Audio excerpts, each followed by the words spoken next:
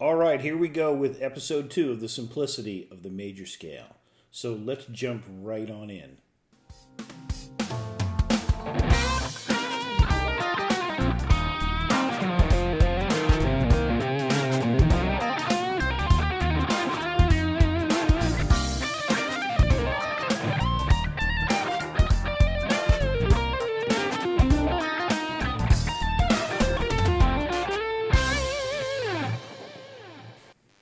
Okay, so let's jump right into this. What we see on the screen here is the letters of the musical alphabet. A sharp, B, C sharp, and so forth. And the reason that it says A and A sharp rather than A, B flat, B, C, D flat, and so on is because this is how I wrote it out. But both are valid, and we're going to see that. And we're also going to see why the major scales wind up being either sharp keys or flat keys. Since we're going to be dealing with this in the key of C major for the most part, let's go ahead and look at that. Here we have the key of C major written out the same way, C, C sharp, D sharp, and so forth, along with our whole half construction, along with seeing both halves of the tetrachord separated by a whole step. And this really explains why keys are either sharp keys or flat keys. So let's go ahead and put it on the guitar. Here we have the C major scale on the guitar neck. We're using single strings to show the major scale just to make the visual of this a little easier. I've included the solfege, and on the upper right you've got the circle of fifths, and I also included the key signature here just for reference. So as we look at the circle of fifths, also known as the cycle of fourths, depending on which direction you're going, the major keys move on this circle in perfect fifths. So from C to G is a perfect fifth, from G to D is a perfect fifth, and so on. Moving up in perfect fourths, the circle moves to the left. From C to F is a perfect fourth, from F to B flat is a perfect fourth, and so on.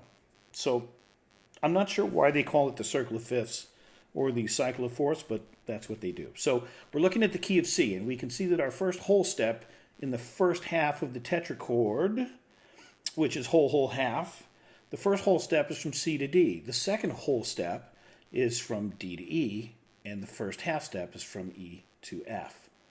Okay, Mi and Fa. Then we've got our whole step, our whole step, our whole step, and our half step.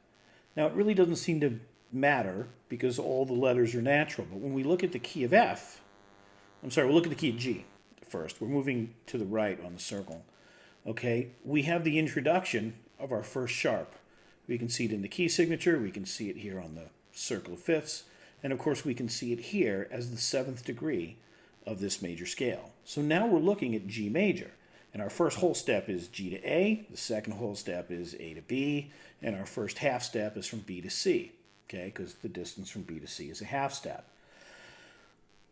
From Fa to So, or in this case, in the key of G, from C to D is a whole step, from D to E is a whole step, and in our last whole step, we have F sharp. And then, of course, our final half step to the octave. Now, the reason this is important is the structure of the major scale, this whole half, whole half, or the two tetrachords, really dictates what these letters are going to be. And the reason that it's going to F sharp there is to keep the alphabetical consistency. In other words, you don't want it to go G, A, B, C, D, G flat, G. You want all the letter names to be in there so everything stays together. This is extremely important as you're building chords in thirds, which we're going to get to. But the consequence of this naming convention is based on what the letter names will be in accordance with the consistency of the alphabet. As we look at the key of D, we introduce another sharp, and we see that C sharp has been added. And this is because of the distance of the notes based on this structure, the whole half structure.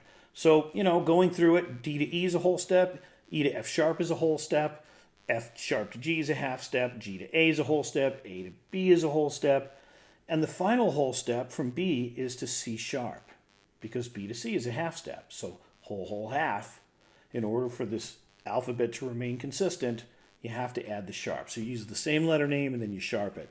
And it's doing this as you move through this, this circle of fifths. Now, what I want to point out here, we'll look at the key of A, which is now the next fifth interval on the circle. Every time you move up the circle, or to the right on the circle, it adds the new sharp for this new key to the right-hand side of the key signature here. And the sharp that's added is always the 7th degree of the key. So when you look at a piece of sheet music and you look at the key signature, whatever the furthest right sharp is the 7th degree of the key, or T. So you know that if you're looking at G sharp, you're in the key of A. And it's a handy tool, and this is how people know what key they're in. They're not sitting there counting sharps and flats. They're looking at the last one and going, okay, I know where I'm at. And it's pretty helpful. Let's look at E. This is the one with the most sharps that we're going to look at today. And again, the structure is the same, the solfege is the same, and the 7th degree is the new sharp added, as you can see here on the right-hand side. Now, when we look at the, starting from C again, when we look at the moving left on the circle, we have the key of F. When we look at the key of F, this introduces the first flat. So the structure is the same, you know, whole, half. The first half step is B flat, because otherwise the spelling would be wrong and the alphabet would be inconsistent. So if we look at the next item on the wheel, on the circle, we have the key of B flat. So now we've added a second flat to it. You'll notice it's been added to the right, and incidentally, the new flat that's been added is the 4th degree of the new key center. So there you have your E flat, it's the 4th degree of B flat. If we look at the key of E flat, which is the next key on the circle to the left, we've added an A flat. There it is, and see that it's the 4th degree. So again, when you're looking at sheet music and it's a flat key, on the furthest flat to the right, that's the 4th degree of the key center. Why is this important? Well, because again, it keeps the alphabet in order. If we were to look at, say, the key of C sharp major, right, we've got everything is sharped. Like the key of C major, everything is natural, C to E, F, G, A, B, C. But when we move to the key of C sharp major, everybody's moving up a half step. And when that happens, consequently, all of the notes are now sharped. And that's reflected in the key signature of C sharp major, which, to be very blunt, I mean, it's a lot of sharps. It's a pain in the ass. Nobody wants to deal with that many sharps. It's just a pain. But if you spell it incorrectly, and you don't have your E sharp and your B sharp, it looks like this. And this is chaos. You know, you've got C sharp, D sharp, F, and F sharp. That's not really going to work. It needs to be alphabetically consistent. C, D, E, F, G, A, B, C. No matter what the sharps or flats are, that's what keeps everything in order. So when we look back at the C sharp major, we can see that with the correct spellings, we have consistency. C, D, E, F, G, A, B, C. And it's just a matter of which notes are sharped or flatted. So that should be pretty clear. But what I went ahead and did, let's clear this out. I went ahead and I created a neat little set of filters that just show the notes. And when we look at the key of C through this filter, being that it just lets the letters of the major scale shine through, we can see our whole half thing going on here. And if we look at the key of G, we can see where our F sharp is added. And if we look at the key of D, we can see where our C sharp has been added, and so on. So there's the key of A and the key of E. And I don't have this set up as a document, but I was planning on making this into a PDF where you'll have all of these in a row and you can just see them. But what I want to point out is the key of F, which we've already looked at. Again, it shows that our 4th degree is the first flat. If we look at the key of F this way, it's all wrong. So if we stack the notes F, F sharp, G, G sharp, A sharp, the major scale will still sound right, but the labeling of the notes will be incorrect. And really, this is the determining factor of whether you want to use flats or sharps. The structure is set up so that if you use the correct sharps and flats as you stack these notes, you'll have the correct major scale, and there won't be any chaos or pandemonium. This is pandemonious right here. I mean, to have an A and an A sharp is just not really going to work. Look at the key of A when you use the incorrect letters. A, B, D flat, D, E, G flat, A flat, A. It's just too hard to keep track of. It doesn't work well. You want to have the consistency of the note names so that everything is alphabetical. And you can step up the ladder as you go through the different degrees of the scale, which we're also going to look at. Again, the thing to take away from this is the discipline of the major scale. And the discipline of the major scale, and I'm going to put it in the key of C again. Let's get rid of that. Is that we have our two major tetrachords. But more importantly, the whole, whole, half, whole, whole, whole half really determines what the major scale is, regardless of what note you start on. And the solfeggio allows us to not really deal with these letter names so much, because do is always going to function as do, no matter what key that we're in. If we go to B flat major, do is do, and it sounds like do, okay? Here's the key of C again, and it sounds like the major scale. And if we go to the key of B flat, and I'm doing this with one finger, so bear with me, on a very small novation in control, very small, mini. They sound the same. So if the structure is there, the major scale is going to be in your ear. And that's really the importance of this. So let's go ahead and look at it on the actual guitar. We'll go through some of this stuff.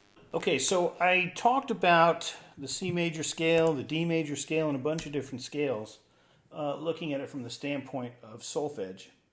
And anywhere that you put the structure on any note you put it on, you get a major scale. And we looked at it, how it went through the circle of fifths and the cycle of fourths and all that.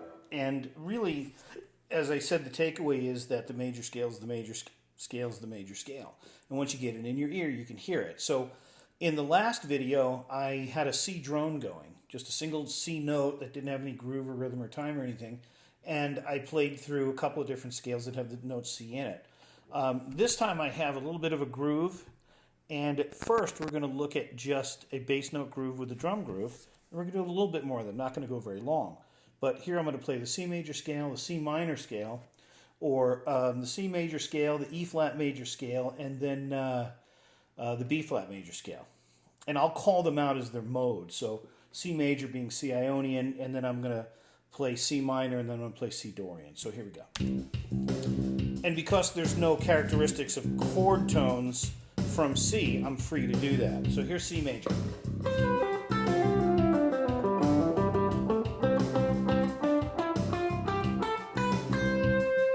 C minor.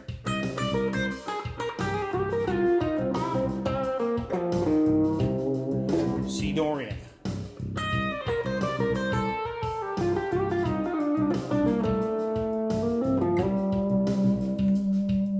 And because there's nothing going on the groove, where there's just a C note and nothing else to define any key center or any chord quality, I'm free to do that.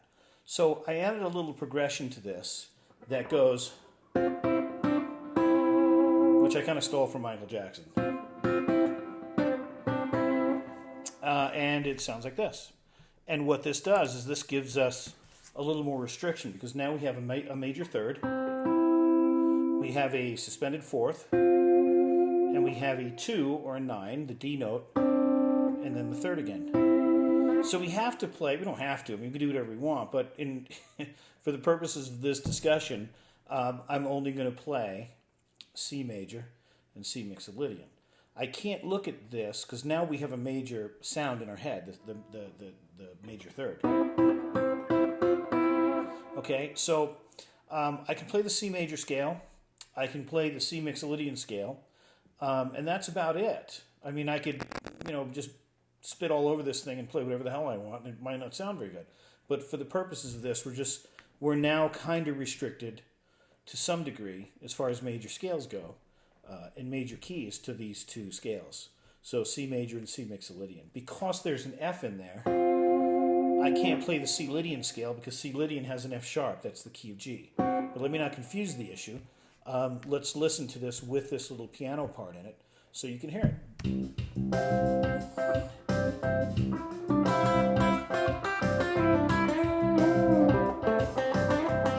So here we have C major.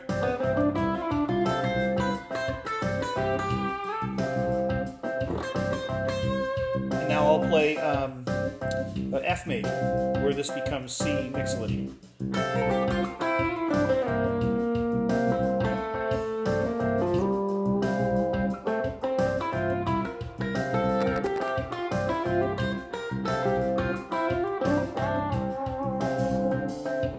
And if you refer back to the information from earlier in this video, the difference between C major and F major is B flat.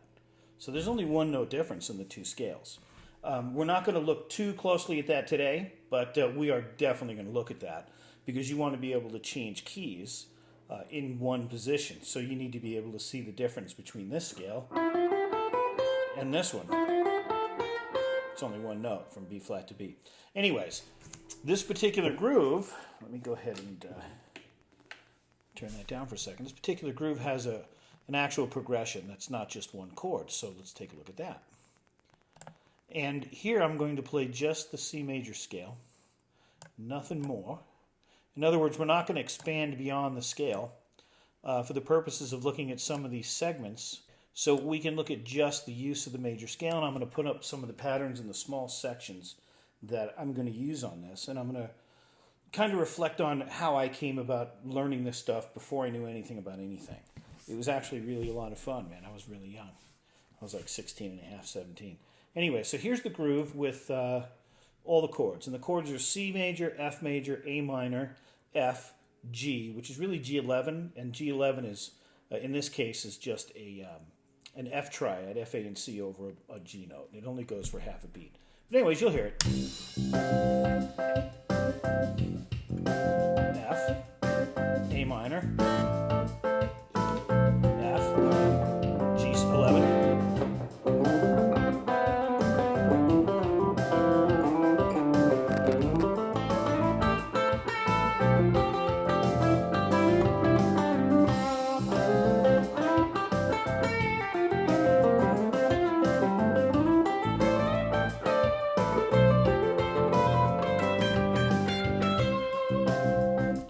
So there's the C major scale, just me kind of putzing around with that. Now I'm going to restrict that to just one section, which is the section I first learned how to play when I was much younger. And when I learned it, it was over this.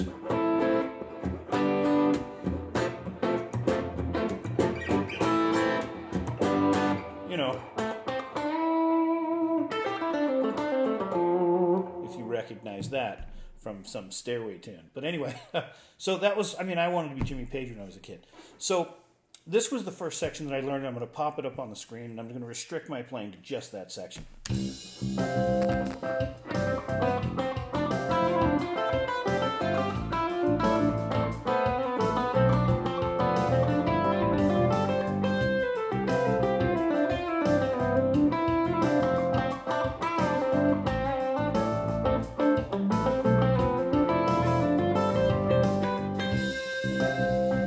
And it consists of the C major scale,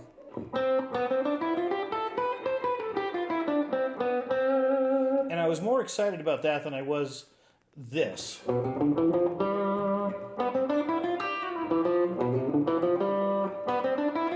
I learned both those sections at roughly the same time. There was something about playing higher that I just dug as a kid, but I started looking for these patterns, and I'll put those on the screen. They repeated, but they were a little different because of that B string. But if I started this over here on the 8th, 7th, and 8th fret, there were these 1, 2, 4 patterns that were easier to play. And on this one here, one day I discovered the slide, and then I was ready and in position. play that, and then all of a sudden I had this cool, fast thing, and within, I don't know, 4 or 5 months of playing, I could go, and I was all happy. Plus trying to learn Jimmy Page riffs and AC/DC stuff, and I was pretty much on my way. So if you take the small section and you really hone in on it, and you make music with it, and you restrict yourself to just 6 or 9 notes, because there's 6, 7, 8, 9, there's 9 notes there. You stay in there, you have to make much more with much less. And that becomes the practice. It's not the playing, although you certainly can do that. If you turn that on and you restrict yourself to just say 6 or 9 notes like that, it's a chore, it's a challenge, it's practice. If you were to come by my window when I'm practicing and you hear me and I sound good, I'm not really practicing, I'm playing. And playing is good. I mean, it's fun. That's why we do all this. But if you come by my window and you listen and I sound like crap, it's because I'm practicing something that's hard to play. And you want to spend some time doing that. So I'm going to play a little bit restricting myself, and I'm going to try to use phrasing, and try to say something. We're not always successful when we do this, but that's what practice is for. So check it out.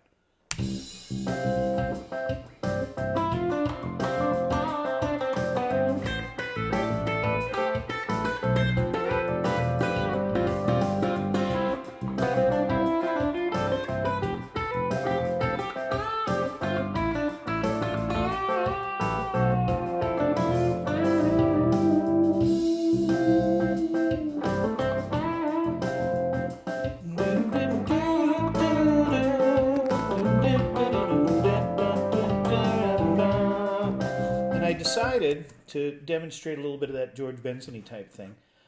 There isn't anything that I play. I don't know if this is a prize or anything, but I don't play anything that I'm not singing in my head as I'm doing it. I don't sing it out loud very much. You can hear Oscar Peterson do that. He's ripping through solos. You can hear him going, he's grunting as he goes. Of course, George Benson can do it, and a lot of players do it.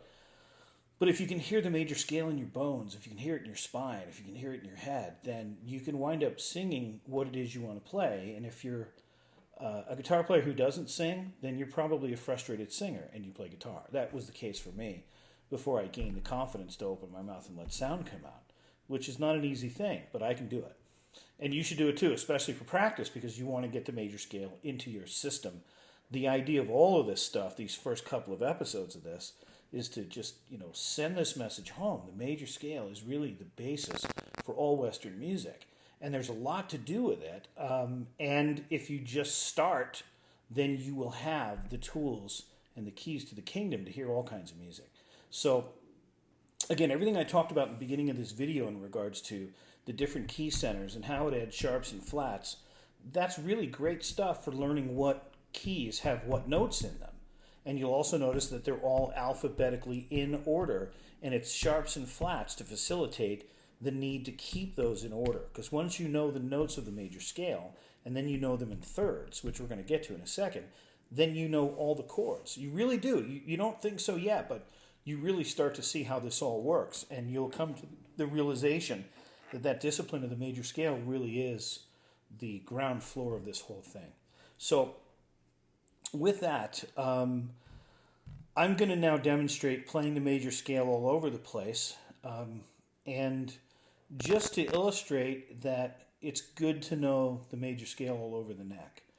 I'm not going to rip through it and just, I mean, I suppose I could. It'd probably, be sloppy, I guess. I don't know. But here's an example of that, and it's good to know where you are. So I'll play in some sections. I'll move in a couple of different directions so you can get that. And then on the screen will be the entire major scale from, the 1st fret to the 12th fret. Here, check it out.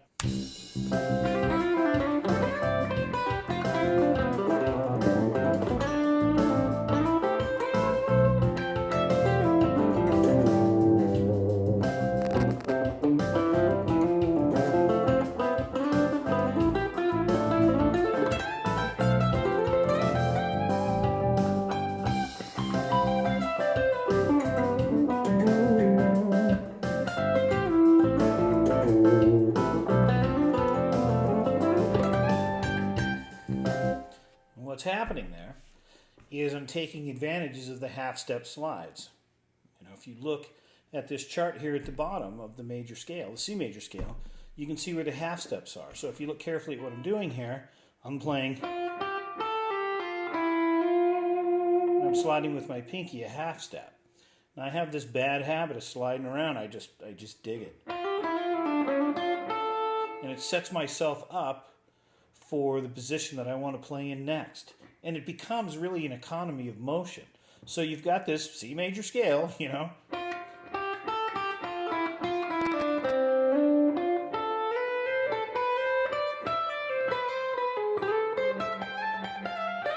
And I'm in the same position I was in down here, all the way up here.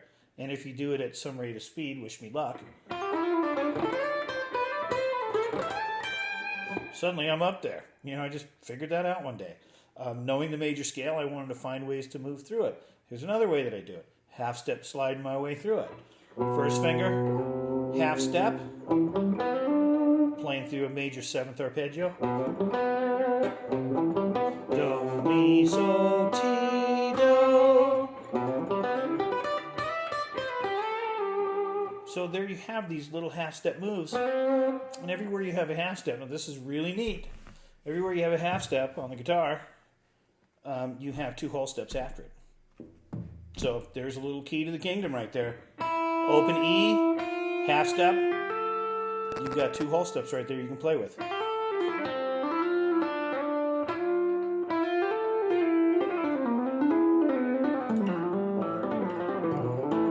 So to go through that a little simpler, it's a little bit of a stretch, no big whoop. I wasn't always able to control it. I'm even a little noisy with it.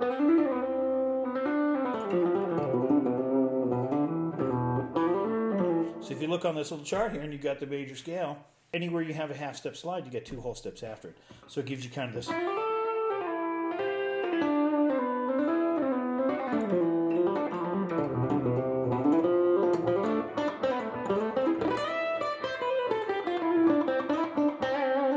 Now, if you throw a little grease on it,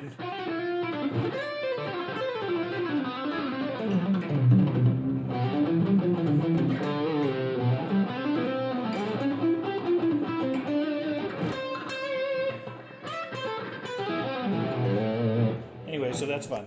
But yeah, this is why you want to get your hands dialed into the major scale, your spine dialed into the major scale. And you just want to make it part of your life, because once you've got the major scale, you can start to go after all the other ones. And then you'll start to see chords. I mean, some people talk about the cage system. Okay, the cage system is helpful visually. I think it adds an extra bit of confusion to an already perfectly available set of circumstances. For example, they say, well, here's the D position, and that's a D chord, so that kind of makes sense. As soon as you say, oh, here's the D position, you know, with A, it's like, wait a minute, the D position, this is A. I call it the D position.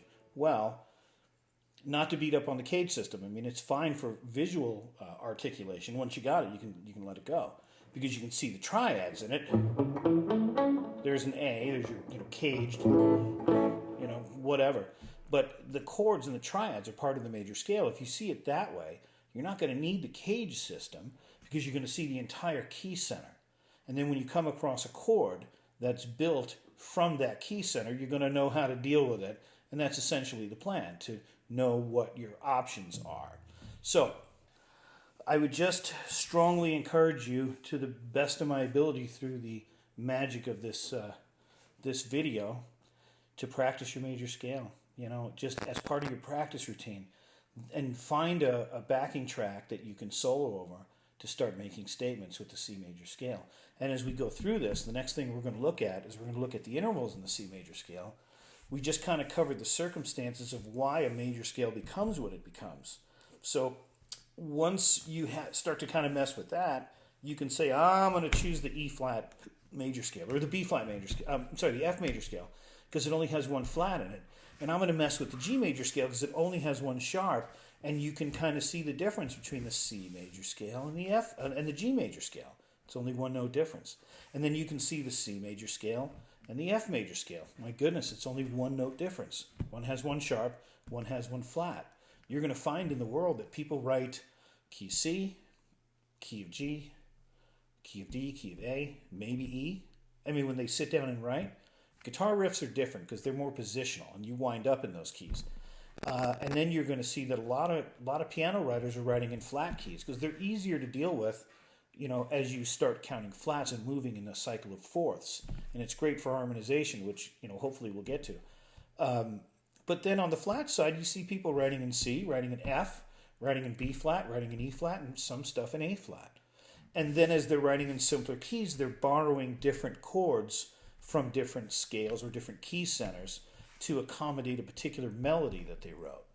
If you wrote it, and I'm not going to get into this deep here, but if you wrote a melody that went E, F, F sharp, G, and the melody goes na na ba ba, there's a way to harmonize that, and because not all four of those notes are in the same key, you're going to wind up using chords to harmonize it from other keys where it sounds good, and then you have all these choices. Well, I'll tell you something right now.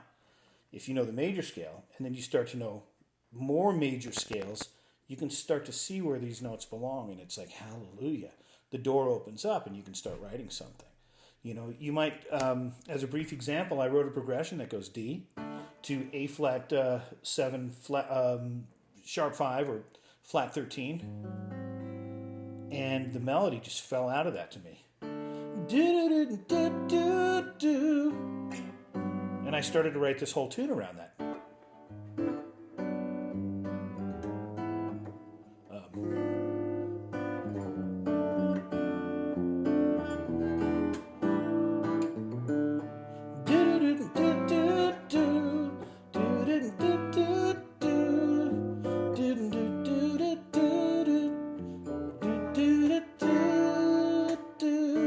And so on. So it's really not that far away. Once you get the major scale under your belt, man, you can start to find this stuff. Then when you see chords that are like this, like a sharp 9 chord, it's not really that hard to understand what it is. It's really just, this is an A7 with a sharp 9 and a flat 13.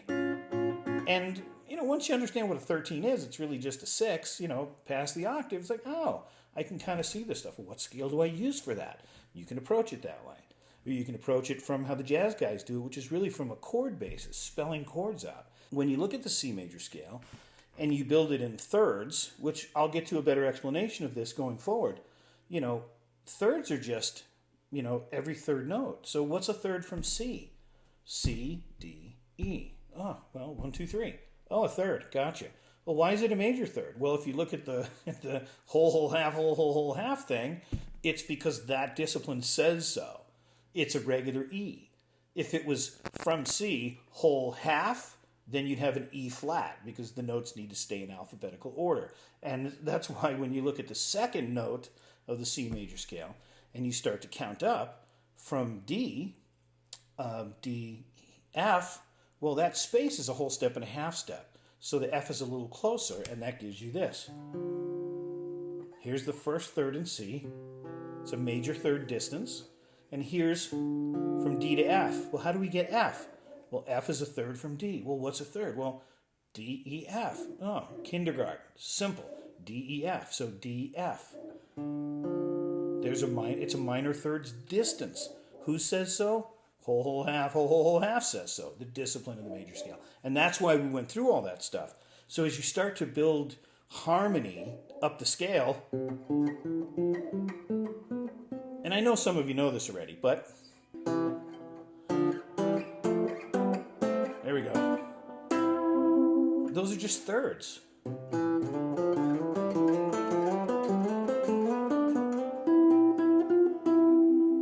Do, re, mi, fa, sol, la, ti, do, do, so, do. You're lined in, man. Your ear's on it. And your ear hears this. Now check this out. If I go... I'm sorry.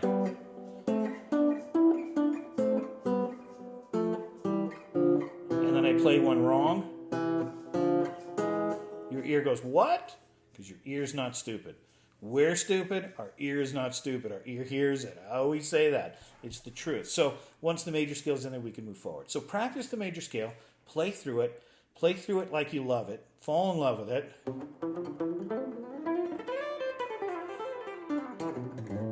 And you'll have it under your belt and practice. And then as we move forward, you'll start building chords, and then you'll see why. For example, in the very first video that I did, I talked about the blues. You know, the blues has 3 5 chords, and it does have 3 5 chords, you know. A major scale only has 1 5 chord. So if 5 means it's the 5th note of the scale, C, C, D, E, F, G. G is the 5 chord.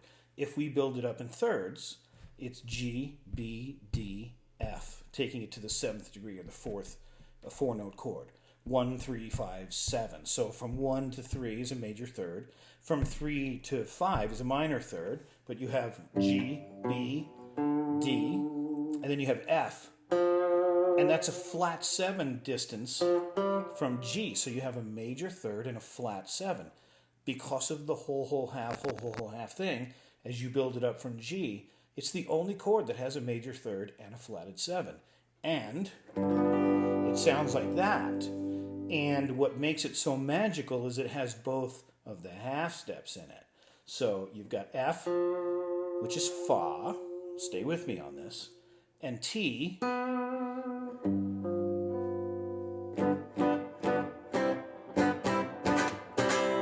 It's dominant. It's telling you where it wants to go. It expresses movement. It says, go home. For example, if I play, the key of C is in your head. Then if I go,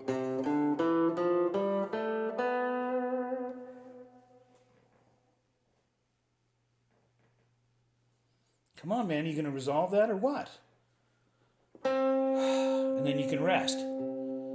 That's where the action is in those half steps. G7 has this in it. Both those notes, because the key of C is in our ear right now. And then we can all go take a breather. That's how the dominant chord works. And that dominant chord only happens once in a major scale. In the minor scale, different story, we'll get to that. But in a major scale, it only happens once. And the reason it happens is because of the whole half restriction or discipline or characteristic, any way that you want to put it. That's why when you're playing blues, the next chord is D7. That first chord was A7. D7, which has a C in it. Oh, wait a minute. A7 has a C sharp in it. And it's blues, so then it sounds minorish. The same scale's not going to work anymore.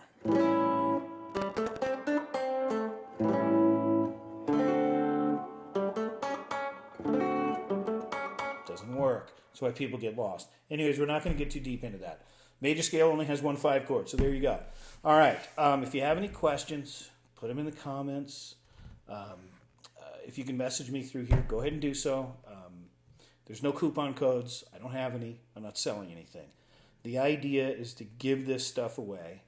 It's pleasing to do so. I dig it. I just love talking about this stuff.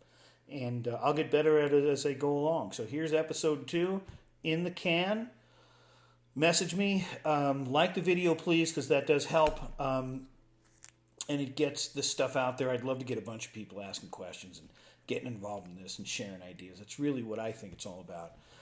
And if you can subscribe so you know when I'm going to do the next one or when I put out the next one, then do it, man. And, we'll keep doing this thing. With that, enjoy. The simplicity of the major scale is coming at you.